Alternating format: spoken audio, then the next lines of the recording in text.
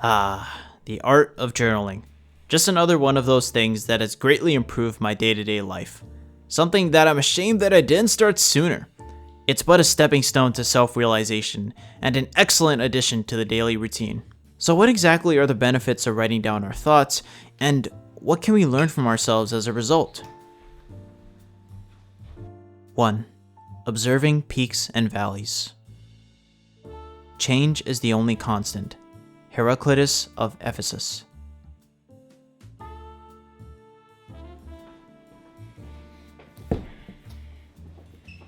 I started journaling when I was in a bad place in my life, during a nightmare UX design class where I could never seem to catch a break. In those moments of intense negative emotion, I started to write things down. And now, when I look back, I'm shocked by just how terrible my mental health was back then, as opposed to now. Thankfully, things for myself haven't been as bad since then. I removed myself from that toxic situation long ago, but that's a story for another day. The point is, we all have bad days, bad weeks. Hell, maybe some of us are on track to have bad years. And sometimes this is simply out of our control. But it's essential to understand that nothing ever remains constant in the universe, even situations we may perceive as unfavorable. So exercise whatever change you can for the better, dig deep, and take solace in the fact that it's not forever. 2. Retreating into your mind. No retreat offers someone more quiet and relaxation than that into his own mind. So constantly give yourself this retreat and renew yourself. Marcus Aurelius. When I was still taking classes at my university, I remember a particular instance waiting in the lecture hall 10 minutes before class was going to start, and all I could see around me were my fellow colleagues retreating into their smartphones. Now perhaps it's for matters of great importance, like checking a class schedule for instance. But what I see is an opportunity to be bored on purpose. Indeed, I have a moment here to rest, to simply be, to not constantly keep myself busy on trivial matters that are of no great significance, and most importantly, to take a good look around, because this moment in time will be over before I even realize. This simple act of sitting in awareness can be helpful before bed, and it's a great companion activity when you're journaling your thoughts of the day. I find that to be a better alternative to browsing the various happenings of my friends on Instagram, who are likely indifferent whether or not I saw their story. It's also helpful when brainstorming ideas for these videos. 3. Preserving a fast life and your legacy. Time waits for no one, but still I wait for you. Magic. Now, as we age, life speeds up, and if we don't take time to slow down once in a while, life will force us to do so in the most tragic way possible. Aging. Indeed, if we don't train the body and mind, slowly we'll lose our mobility, strength, and even control over our own thinking. Old age is a futility that will afflict us all, that none of us are absolved from, so periodically slowing down to observe life in our youth is essential. Now, I can't speak on behalf of everyone, but personally, when I'm looking back, I'd like to know where my time went, how each day was spent, and if I was showing up in this world how I intend to. Writing a daily summary down can help document our mindset on any given day, whether it's a detailed play-by-play of all the events, or even if it's just a Cliff Notes summary. It's important that we understand where our time is going, and the best part? Whenever you look back in life and wonder, where did the time go? Now you have the exact answer in writing. I also consider preserving not only my own legacy, but that of my other family members as well.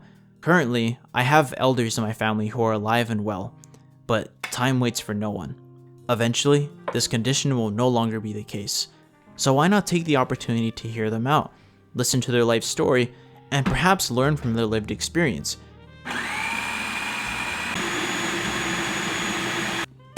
It can be very insightful to journal on their behalf. Even if that family member happens to be toxic, we can still learn from their bad example, and should take every initiative to do so. These insights can be especially useful when raising kids. After all, we want to make sure that we're being good stewards and doing better than the previous generation. 4. Creating a vivid memory.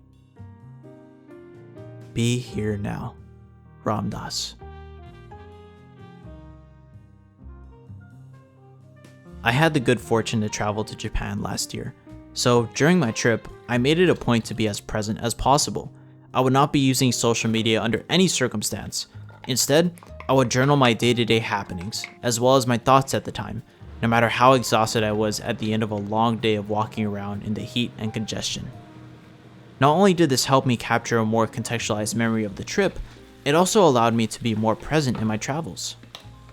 Yes, taking pictures and videos can be nice, but if we get too carried away, the camera can end up taking us away from the present moment experience. Travel vloggers like Dale Phillip are missing out on a lot when they're focusing on making a good video. Don't forget to look around once in a while. Take in the sights. There's something about putting pen to paper that gets me actively thinking about the events of the day, which in turn forms a more vivid memory. Conclusion. Am I too late? My oldest known journal entry is from 2016. That's about 8 years ago. It was a part of a mandatory class activity for English literature. It seems like I was just getting my life started and had much uncertainty in my mind. I would have never imagined that I would be so desperate to preserve my oldest journals in order to understand my mental. I began with gratitude journaling in December 2022 when I bought the Kurzgesagt Gratitude Journal, but the bullet notes gratitude lists only give a vague idea of what my life was like. I didn't start taking journaling seriously until September 2023, but even then I wasn't as consistent or thorough with my entries until April 2024, and the rest is history. So what counts as journaling? Well, my journals of course, but also my to-do list of the day-to-day objectives, sticky notes annotations on the books I read, and even the reminders I mark on my calendar can all be considered remainders of my legacy, none of which will survive the test of time. But what if? What if my great-grandchildren can learn from my example, or at least gain some insight from my trivial day-to-day problems? Our daily lives probably aren't very exciting, but following all that I've discussed, perhaps writing things down to understand ourselves better isn't such a waste after all.